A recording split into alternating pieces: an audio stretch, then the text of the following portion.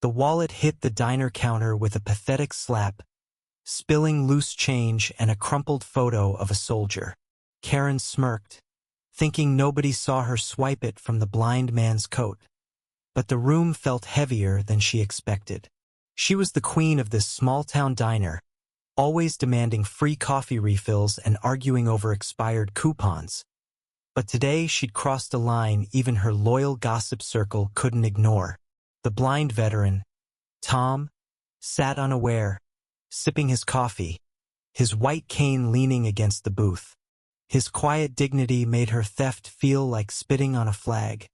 But Karen didn't care, she never did. Tom wasn't just any veteran. He'd lost his sight in a desert ambush, saving 3 men from a burning Humvee. His medals were tucked away in a drawer at home, but his presence carried their weight. Every morning, he shuffled into Millie's diner, ordered black coffee, and tipped generously from the worn leather wallet he'd carried since basic training. It held more than money. Dog tags, a letter from his late wife, and that photo of his son, Captain Daniel Harper, a military police officer stationed nearby. Karen didn't know any of this when she slipped the wallet into her purse, but she was about to. The diner was buzzing that morning, locals trading stories over greasy hash browns. Karen, loud as ever, was berating the waitress, Millie, for a cold pancake. "This is unacceptable," she snapped, her voice cutting through the clatter of plates. Millie, used to Karen's tantrums, just nodded and walked away. That's when Karen spotted Tom's coat hanging on the booth's edge, the wallet peeking out like a dare. Her eyes flicked around, nobody was watching. She'd done this before. A candy bar here, a tip jar there. Small victories for a woman who thrived on control. But this wasn't a candy bar. This was Tom's life in leather. She moved fast, palming the wallet and tucking it into her purse. Her heart raced, not from guilt but from the thrill of getting away with it. She stood, tossing a crumpled dollar on the counter, and strutted toward the door. That's when the bell above the diner entrance jingled, and Captain Daniel Harper stepped inside. 6 feet of muscle and discipline, his uniform crisp, his eyes sharp. He scanned the room, locking onto his father's empty coat hook. Then he saw Karen, purse clutched tight, her face a mask of forced innocence. "Dad," Daniel called, crossing to Tom's booth. "Where's your wallet?" Tom's hand patted his coat, then froze. His sightless eyes widened, and the diner fell silent.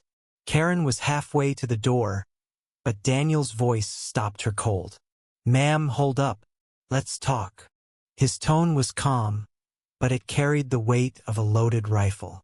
Karen turned, her smile brittle. "What's this about, officer?" she chirped, playing dumb. The locals watched, forks paused mid-bite. They knew Karen's game, but this was different. This was personal. Daniel stepped closer, his boots clicking on the linoleum. "My father's wallet. It was in his coat 5 minutes ago. You were sitting right there." He pointed to her booth, inches from Tom's. Karen's laugh was high-pitched, almost manic. "You're accusing me?" Typical. Always blaming the customer. But her hands shook as she gripped her purse. Daniel's eyes narrowed. "Open the bag." It wasn't a request. The crowd leaned in, the air thick with anticipation. Karen's defiance cracked, but she doubled down. "This is harassment. I'll sue." Tom's voice cut through, quiet but firm. "Karen, just give it back." His words hit like a gut punch. The diner gasped. Tom knew her name, knew her reputation, but never thought she'd stoop this low. Karen's face flushed red, her mouth opening and closing like a fish. She hurled the purse onto the counter, and the wallet spilled out, dog tags clinking. The photo of Daniel in uniform stared up at her, a silent accusation. "Two didn't mean," she stammered. But the lie died in her throat. Daniel's jaw clenched, his fists tight. You stole from a blind veteran. My father. The confrontation spilled into the parking lot, where the town now gathered like vultures. Karen's excuses grew louder, more desperate.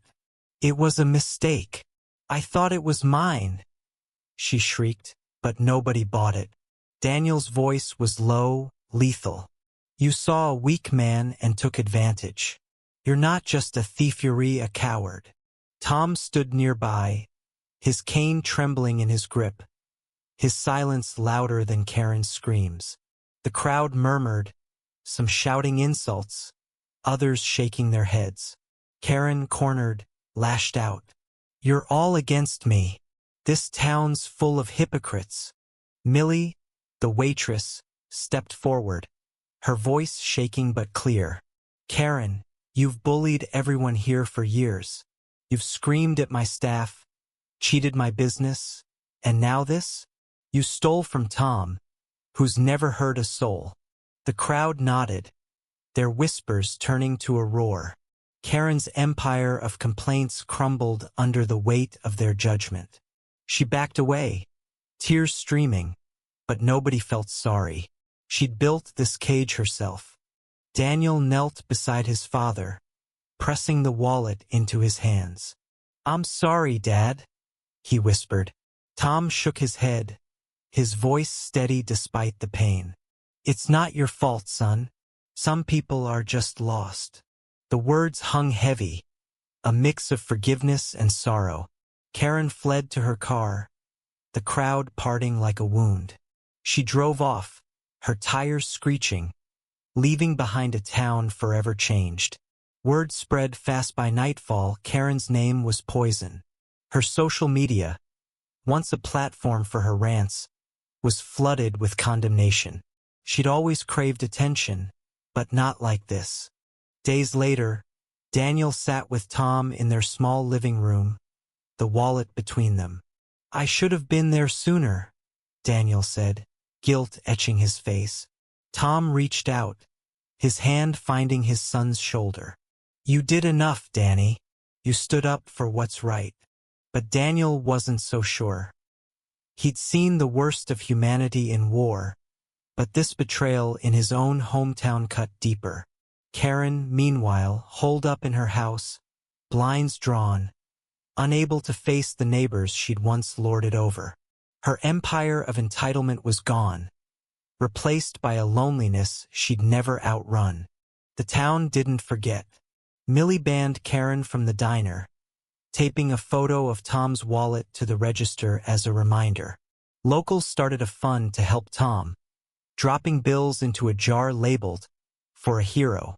But the victory was bittersweet. Tom's trust, once unshakable, was fractured. He still came to the diner, still tipped generously, but his smile was fainter now. Daniel, too, carried the weight of that day, wondering if justice could ever feel complete when it came at such a cost. Karen's fall was a warning, a mirror held up to a community that had tolerated her for too long. Some saw it as karma, others as a tragedy. But everyone agreed on one thing. Tom's quiet strength had exposed her for what she was. The wallet, returned but scarred, became a symbol of resilience and a reminder that greed could destroy even the smallest of kingdoms. What do you think? Was Karen's punishment fair, or did the town go too far? Share your thoughts on justice and community in the comments below.